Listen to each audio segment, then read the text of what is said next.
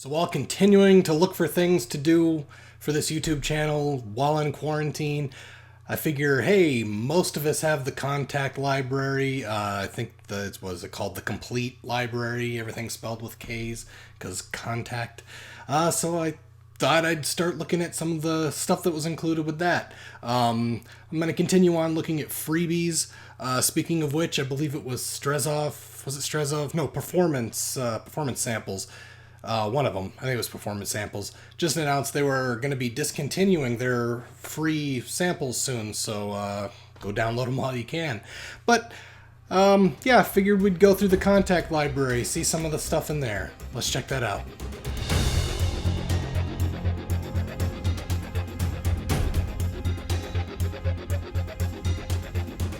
So I think today I'm going to start with Evolve Mutations from HEAVYOCITY and Kontakt.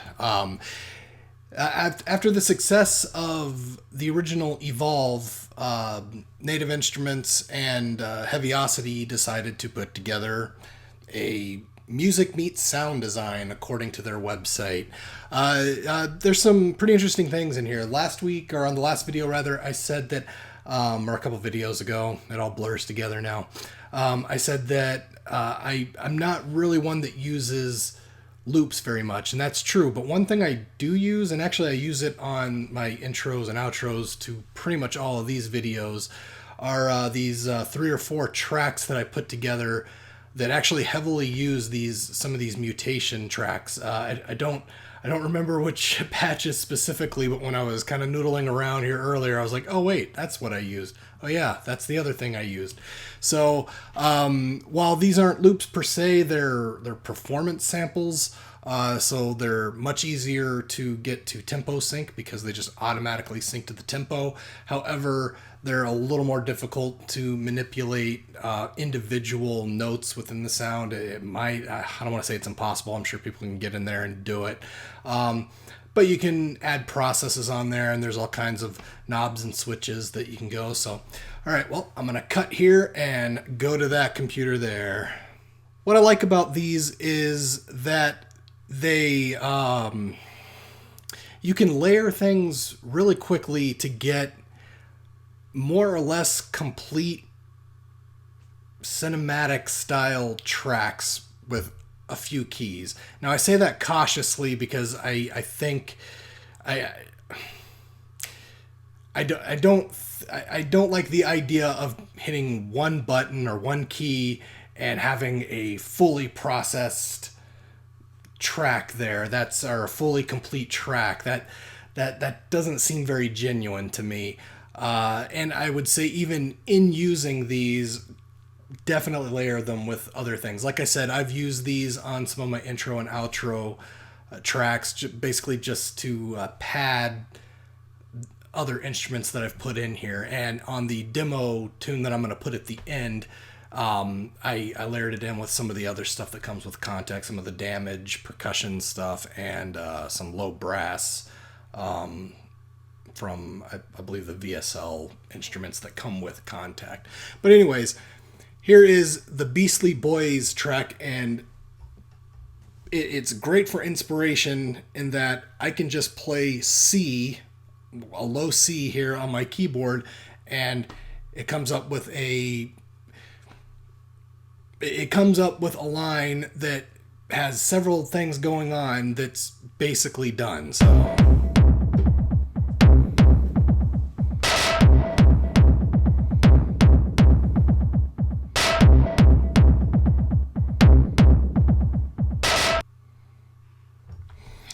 So that was just playing a C for 4 or 5 bars, and my tempo's set to 120, and it had an interesting little kind of percussive line with some effects on it, which I thought was pretty cool. And I'm going to remember to play record this time or to hit record this time so I don't have to go back after the fact, a little cheat, and add the track on later. So I'm just going to play around with this for a minute and add different notes in, and let's come up with a track.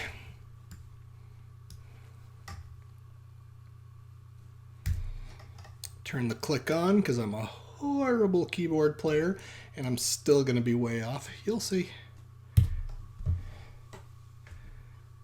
Again, I'm just going to play C's on this.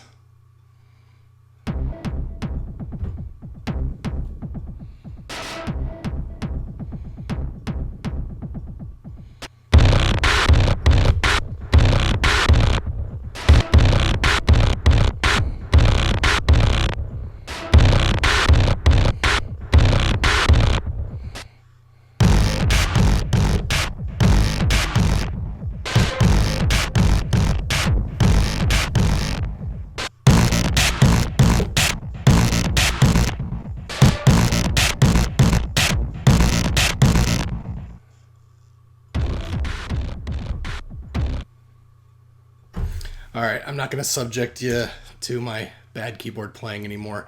And I'm still looking at my eyes and not your eyes. But that's just playing. I played 3 octaves of C, and then 3 octaves of A flat, and 3 octaves of B flat. And it's definitely not anything that's going to win an Oscar, or that music theorists decades and centuries from now are going to tear apart and be like, well, it's interesting. That's not going to happen. But if you're in a pinch, if you're under a time crunch, or maybe you're a film student or film producer that just doesn't have the time or money to hire a composer, I get it. And hey, my cat just invaded. Doesn't have time to invest in a keyboard or in a composer. This might be an option. I mean, as a composer myself that says, no, hire me to write your score, I get it. You know, budgets are tight. This might be a way to go. So I'm going to load up another patch, and we'll keep on going just a little bit with this. All right, so let's take a look at just a few more of the instruments that are in here. All right, so a minute ago we listened to Beastly Boys. It's different sound. So let's go back and let's find another one. These are all tonal things that work just like that Beastly Boys track, where you can just press one note and get a pretty significant track, press another note, get another significant track. So now let's load up Tech Traveler. I don't think I've played around with that one yet. And I'm still at 120 BPM. We can slow it down easily enough though. Let's go down to I don't know, 92.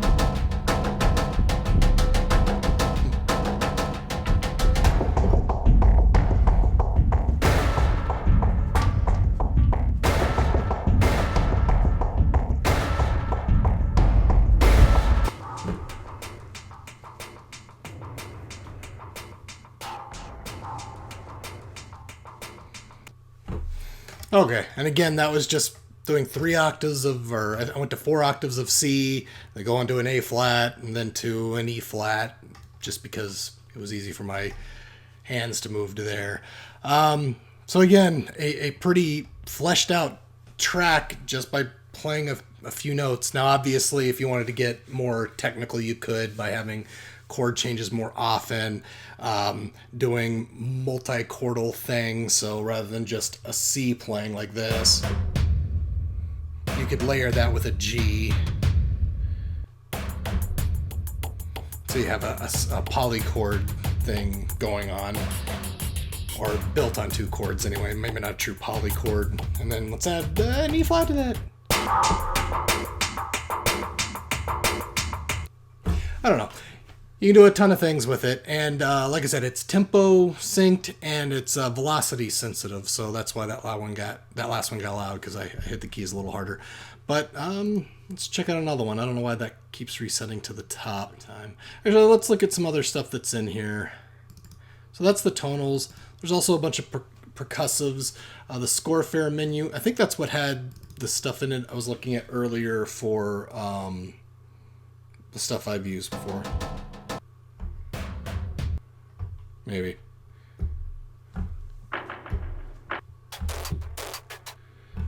Well, not in that one, but that's just layers of percussive things. Let's look at this guy here.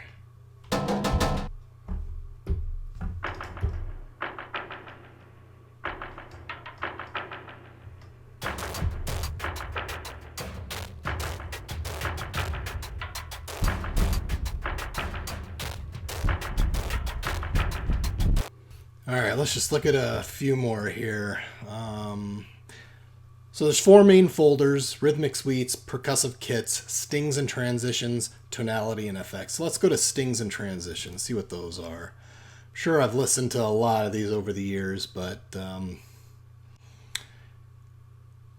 probably not all of them though. So let's see. Glimmers of Fear. That sounds nice.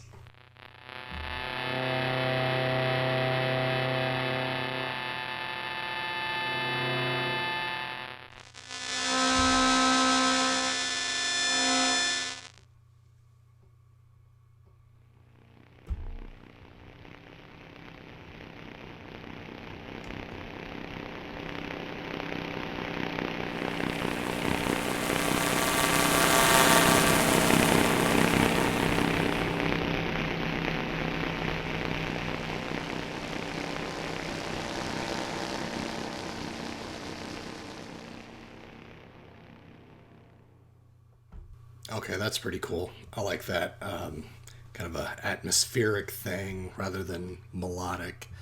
So that's pretty cool. Let's see. Let's do one more, and then I'll just we'll skip to the end.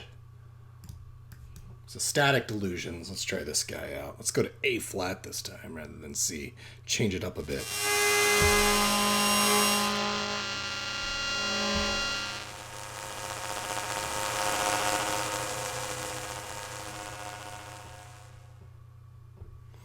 All right, we'll keep that one short because that was probably kind of loud and might get annoying after a while. But I could definitely see how that one would be pretty cool to layer over some, I don't know, like maybe a scene where insects are invading into a laboratory, or maybe you're at a Arctic station and you can't get anybody on the radio. So I don't know. But anyways, let me stop this recording so I don't waste disk space. Come on, let me close that and that. All right, there we go. So anyways, like I said at the beginning, this track uses primarily stuff from Evolve. I would use it. It's kind of a hill, a peak, and then it backs back off. So kind of a hill-shaped tune, meaning it starts really, really thin and ends really thin, and has a big arc in the middle where I add more stuff. Really just by adding octaves.